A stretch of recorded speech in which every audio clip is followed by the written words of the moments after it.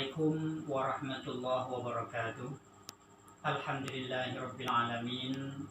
Wassalatu wassalamu ala asyrafil anbiya'i wal mursalin wa ala alihi washabihi ajmain, amma ba'du.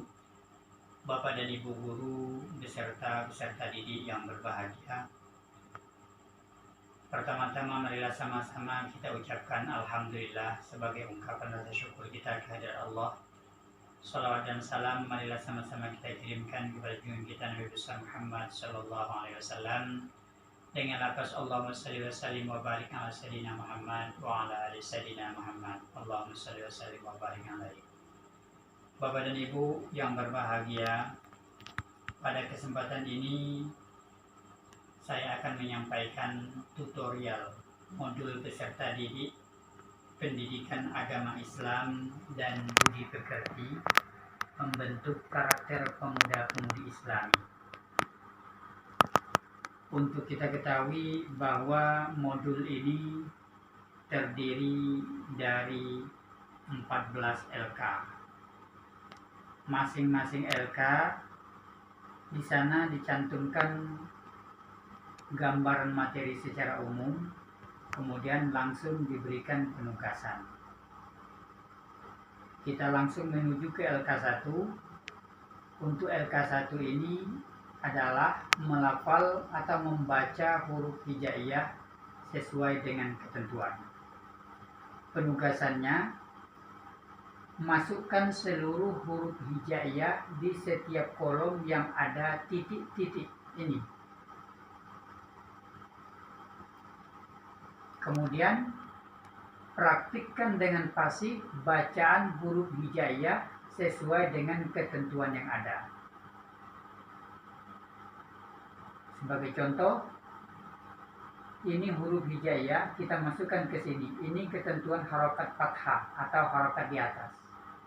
Maka kita praktikkan seluruh huruf hijaiyah dengan menggunakan harokat di atas. Kita masukkan sini secara satu persatu, sehingga menjadi A, Ba, Ta, Sa, Ja. Kemudian kita pindah. Kalau sudah benar semua, maka di bawah sini dikasih paraf oleh guru atau tutor sebaya atau siapapun yang bisa untuk mendengarkan bahwa bacaan kita itu benar. Kemudian kita pindah lagi ke ketentuan berikutnya, yaitu harokat kasrah. Huruf hijaiyah ini kita masukkan semua secara bergantian menjadi I, B, T, C, G, dan seterusnya sampai I. Kemudian harokat dhammah, begitu juga U, Bu, Tu, Su, sampai U. Kemudian ini harokat tanwin di atas, baris 2 di atas, fathatain, an, ban, tan, dan seterusnya. Kemudian harakat kasratain atau baris 2 di bawah, in, bin, tin, dan seterusnya. Kemudian dhammatain atau baris 2 di depan, un, bun, tun, dan seterusnya. Kemudian ini ada huruf mad. Nah, harokat di atas kita masukkan huruf hijaiyah sebagai contoh. Huruf alif menjadi A, Ba, bunyinya panjang. Kemudian ini harokat kasrah, I, B, T, dan seterusnya. Ini U, Bu, Tu, dan seterusnya. Ini harokat di atas ketemu dengan mim sukun, harokat di bawah ketemu dengan mim sukun, harokat dhammah ketemu mim sukun. Kemudian ini harokat baris lurus tegak, artinya dibaca panjang. A, Ba, dan seterusnya. Ini harokat kasrahnya, I, B, dan seterusnya. Ini harokat dhammahnya yang panjang. A, maaf, U, Bu, Tu. Kalau sudah sesuai maka paraf di sini. Begitulah seterusnya. Nah, ikuti ketentuan-ketentuan yang ada. Nah, kalau di sini ada alif lam. Alif lam ini tersendiri, ada ketentuan sebagaimana sudah sama-sama kita ketahui. bahwa ada alif lam qamariyah dan ada alif lam syamsiyah. Nah, maka untuk membedakannya kita sudah membedakan di sini. Kita lihat huruf hijaiyah yang ada di sini, kita kasih kode warna. Maksud warna ini adalah membedakan mana yang huruf syamsiyah, mana yang huruf qamariyah. Nah, kalau alif yang berwarna ini, warna biru ini adalah huruf qamariyah. Nah, sebagai contoh kita masukkan alif di sini. Al-a, al-ba. Nah, sementara ta, lamnya tidak ada bunyi karena adalah huruf syamsiyah.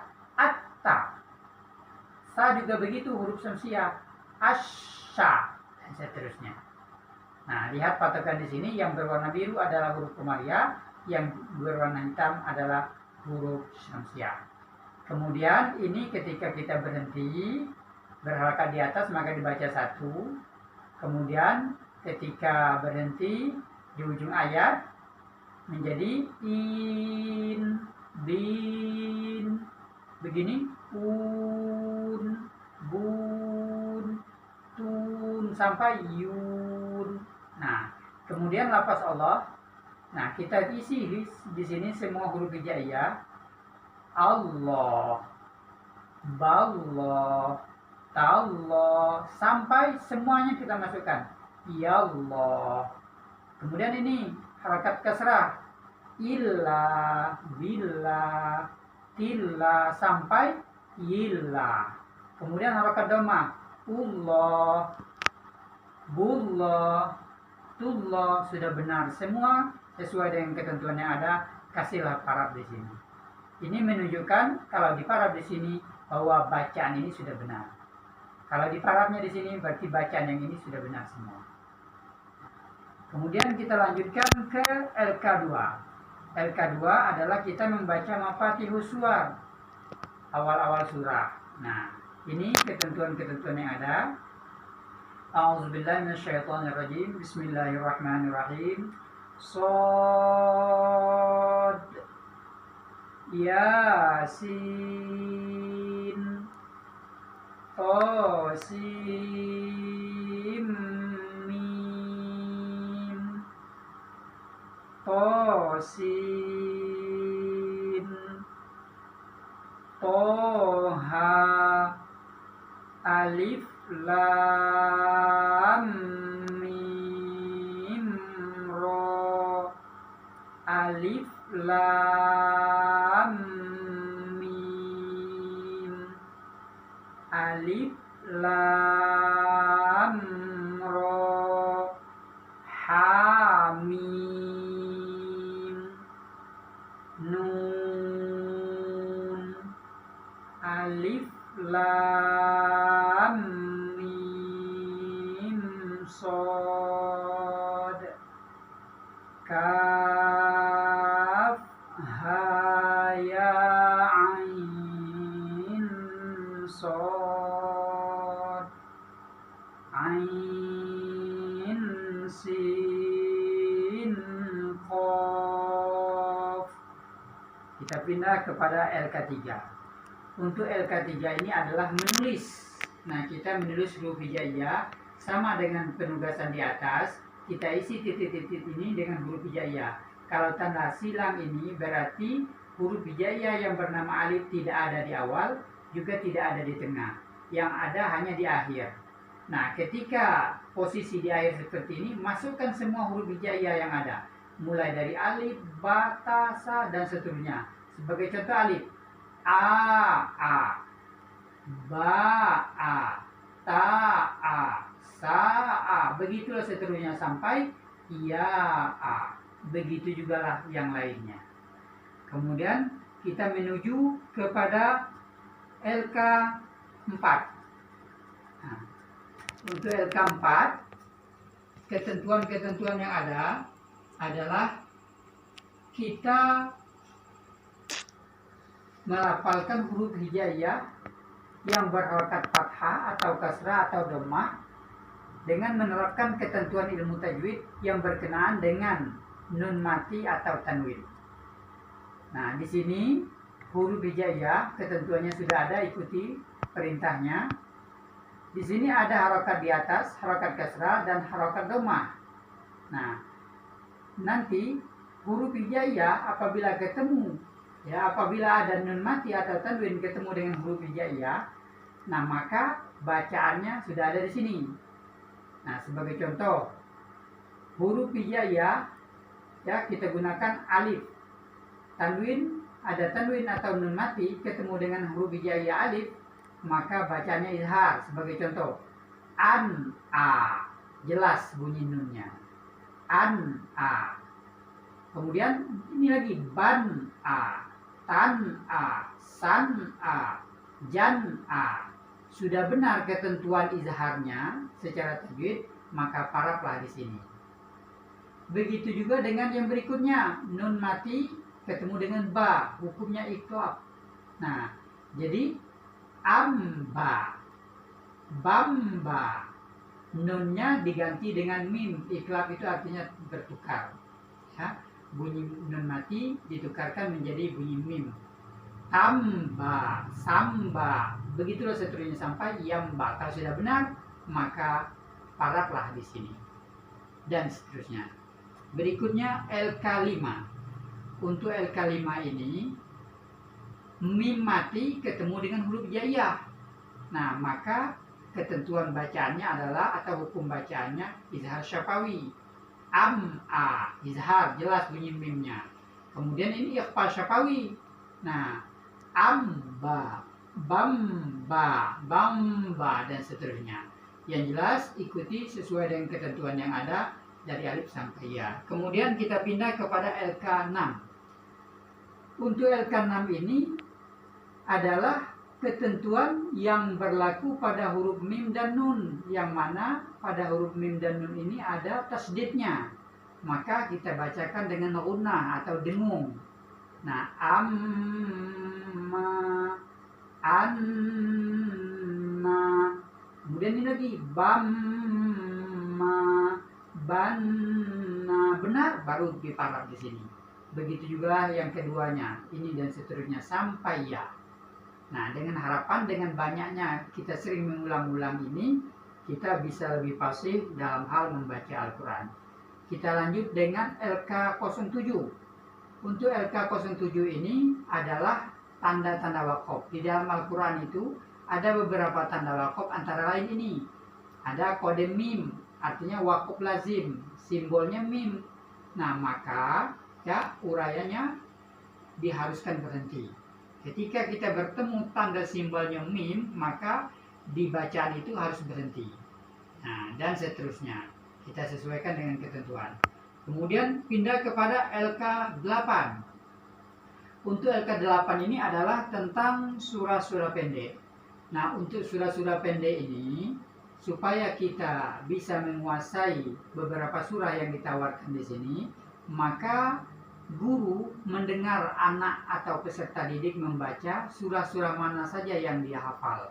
Apabila dia sudah hafal dan bacaannya pas, diperkirakan untuk penguasaan materi itu 85-100%, maka anak tersebut baru kita beri paraf di sini. Nah, sebagai contoh, anak itu diminta membaca surah An-Nas dan seterusnya. Kemudian kita lanjut kepada LK9. LK9 ini tentang toharoh dan sholat. Nah, niat mandi janabah, wudu, dan seterusnya. Untuk lampiran ini bisa kita lihat di lampiran 2. Nanti ada beberapa item di antara yang ada di sini, ada tercantum di sana apa saja bacaan-bacaan yang ada. Kemudian LK10. Untuk LK10 ini adalah pemantauan kita tentang anak mengerjakan sholat atau tidak. Caranya gampang, yang diisi di sini bukan anak mengerjakan sholat, tetapi sholat yang ditinggalkan. Ini 1, 2, sampai 12 ini adalah bulan. Januari, Februari, sampai Desember. Nah, kita pantau anak dalam 1 tahun cukup dalam 1 lembar ini. Caranya bagaimana? Cukup kita isi, anak itu dia mengisi sendiri sholat yang dia tinggalkan. Kalau seandainya dia tidak pernah meninggalkan sholat, maka ini bentuknya kosong. Kalau sedang menstruasi bagi anak yang perempuan, berarti itu dianggap sholat. Artinya tidak usah diisi di sini. Nah, kalau umpamanya sebagai contoh di bulan Januari, anak mengerjakan sholat, tidak mengerjakan sholat zuhur itu 2 kali. Kita tulis ini 1, 2. Ternyata 5 kali di dalam bulan yang kedua. 1, 2, 3, 4, 5. Ternyata 20 kali di dalam bulan 2 ini. Isi 1, 2, 3, 4, 5. Di bawahnya lagi 1, 2, 3, 4, 5. 1, 2, 3, 4, 5 dan seterusnya. Kemudian kita pindah kepada LK11. LK11 ini tentang sholat jenazah. Niatnya takbir pertama, karena sholat jenazah itu ada 4 takbir. Takbir 1, takbir 2, takbir 3, takbir 4, lihat lampiran 3. Kemudian kita pindah kepada LK12. Untuk LK12 ini adalah tentang doa-doa. Nah, doa-doa anak diajarkan untuk menguasai doa-doa khusus, seperti doa sebelum tidur. Kalau dia melihat teks, kita tetap menghargai bahwa dia belum bisa tanpa teks, maka kita hargai di sini. Berapa kali dia bisa melihat teks. Kemudian apabila dia sudah mampu untuk tanpa teks, maka kita kasih nilai di sini. Ternyata dia sudah menguasai betul tanpa teks, maka guru memarah di sini. Ini adalah tanda bahwa anak ini sudah menguasai betul doa sebelum tidur. Begitu juga dah doa-doa yang lain. Kita pindah kepada LK13. LK13 ini adalah tentang kalimatut thayyibah. Kalimatut thayyibah ini kalimat-kalimat yang baik yang kita jadikan sebagai masukan bagi peserta didik kita, terutama ya, karena kalau tidak kita ajar sejak dari dini, maka dikhawatirkan ada hal-hal atau ucapan-ucapan atau kalimatut thayyibah yang salah penempatan. Nah, sebagai contoh, kita tahu bahwa apabila kita bersyukur atau memperoleh nikmat, maka yang kita baca adalah alhamdulillah. Kemudian kalau ditimpa musibah, inna lillahi wa inna ilaihi raji'un, umpamanya seperti itu. Nah, dikhawatirkan kalau seandainya tidak kita ajar peserta didik kita sejak dini tentang bacaan kalimatut thayyibah ini, dikhawatirkan salah posisi, memperoleh hikmah atau nikmat terbaca innalillah, atau memperoleh musibah atau mendapatkan musibah dia baca hamdalah. Ini yang perlu kita waspadai supaya jangan sampai kalimatut thayyibah ini tidak diketahui oleh anak kita. Kemudian kita lanjut kepada LK terakhir, LK14. LK14 ini ada istilah-istilah yang ada dalam agama, sebagai contoh syirik, di bidang tauhid, dan seterusnya. Nanti bisa kita baca makna dan pemahamannya. Inilah isi modul kita yang kita bukukan, dan buku ini mudah-mudahan ada manfaatnya bagi kita, dan hendaknya kalau ada hal-hal yang kurang nanti kita akan perbaiki, kita akan terus berkonsultasi, bertanya kepada yang lebih tahu, sehingga buku-buku ini memang betul-betul bermanfaat hendaknya, terutama bagi peserta didik kita. Demikian yang dapat kami sampaikan. Mohon maaf kalau ada penyampaian tadi yang kurang berkenan di hati. Akhirul kalam, wassalamualaikum warahmatullahi wabarakatuh.